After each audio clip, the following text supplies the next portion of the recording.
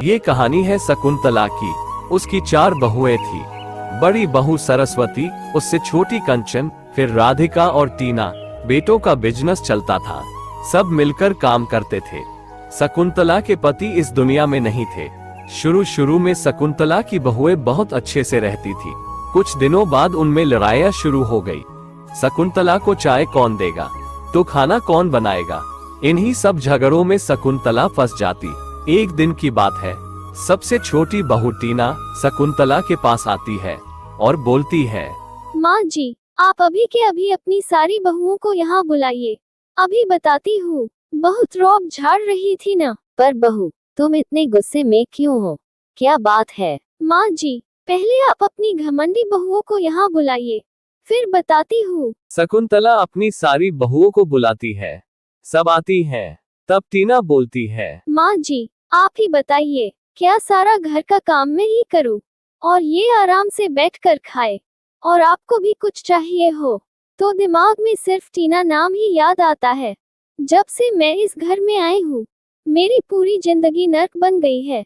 ये जो आपकी कंचन है ना, कल मैंने बोला, दीदी जरा आप रात के बर्तन धुल दीजिएगा, मेरे सर में बहुत दर्द है। कहने लगी, जब सर दर्द ठीक हो जाए तब आके धुल लेना। अब आप ही बताइए, मेरे साथ कितना बुरा हो रहा है। 1 मिनट, बहुत काम करने वाली हुई हैं। सुबह जो 10 बजे सो के उठती हैं, उसका क्या, नाश्ता चाय सुबह के बर्तन सबको परोसो, ये कौन करता है? बड़ी आए काम करने वाली। अरे, तो ये सब करके मुझ पे कोई एहसान कर रही हो क्या?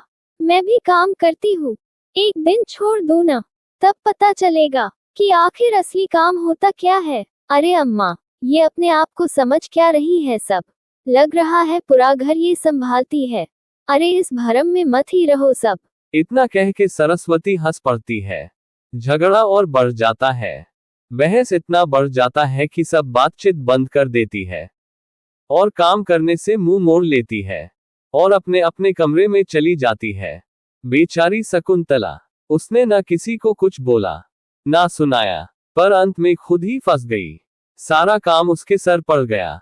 पूरे घर का खाना पकाना, बर्तन धुलना, झाड़ू पोछा, सब। अब इस उम्र में शकुंतला के बस का नहीं था ये सब।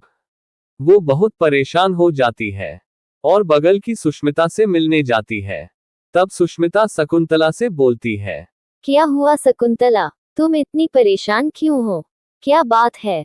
शकुंतला सुष्मिता को सारी बात बताती है और उससे इस समस्या का कोई हल मांगती है। तब सुष्मिता उसे एक बढ़िया सी तरकीब बताती है। उसके बाद शकुंतला अपने घर जाती है और चारों बहुओं को बुलाती है और बोलती है, मुझे तुम सबसे कुछ बात करनी थी।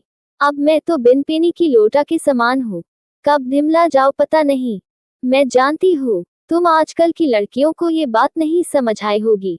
इसका मतलब अब मेरा जीवन कितना ही बचा है, रह दे के कुछ साल, फिर भगवान मुझे अपने पास बुला ही लेंगे। ये कहावत मेरी सास ने मुझे सुनाई थी। उनकी भी उम्र हो गई थी। जीवन भर मैंने सास की बहुत सेवा की थी। मेरी तो 3 जेठानियां थी, पर कोई मेरी सास को नहीं पूछता था। मैंने उनकी बड़ी सेवा की थी। अरे जानती हो तुम सब, मेरी सास के पास क्या गहने थे? अरे तुम सब के आंख फटे के फटे रह जाएंगे। 2 तोले के झुमके, मोतियों का हार, चांदी के पायल ऐसे चमचमाते हैं कि पूछो मत। जाते जाते उन्होंने सारे गहने मुझे दे दिए और बोली, जो बहू तेरी सेवा करेगी तू उसको दे दियो। पर मेरे भाग्य ऐसे है कि क्या ही बोलूं। अरे माँ, आप परेशान क्यों होती है? मैं हूं ना, मैं आपकी सेवा करूंगी। अरे अम्मा, आप चिंता मत करिए, इस घर को मैं ही संभालूंगी। माँ जी, आपको कोई भी काम हो तुरंत मुझे आवाज लगाएगा, मैं आपका बहुत अच्छे से ध्यान रखूंगी। चारों बहुओं के मन में लालच आ जाता है। एक एक करके चारों बहुएं शकुंतला की सेवा में लग जाती है। चारों मिलके शकुंतला को महारानी की तरह रखने लगती है। चारों बहुएं आपस में सुलह कर लेती है कि मरने के बाद सारे गहनों को आपस में बांट लेंगी। फिर क्या, शकुंतला के तो मौज ही मौज थे। आराम से घर में रहती और भगवान के भजन में मग्न रहती। धीरे धीरे समय बीतता गया। शकुंतला और भी बूढ़ी हो गई थी। ऐसा लगता जैसे उसके जाने की घड़ी आ गई थी। पर चारों बहुएं इस बात से खुश थी कि अब उन्हें वो सारे गहने मिलेंगे। एक दिन शकुंतला सोई और अगली सुबह उठी ही नहीं। वो इस दुनिया को छोड़ के चल बसी। चारों बहुएं अपनी सास के कमरे में जाती है और पूरा कमरा खोज लेती है, पर उन्हें कुछ नहीं मिलता। चारों रोने लगती है। पता चलता है कि शकुंतला ने जो भी गहनों की बात कही थी वो सब झूठ था, एक कहानी थी। लो, अब चारों बहुओं का तो मौय मौय हो गया। शकुंतला अपना जीवन खुशी से बिताए और चली गई।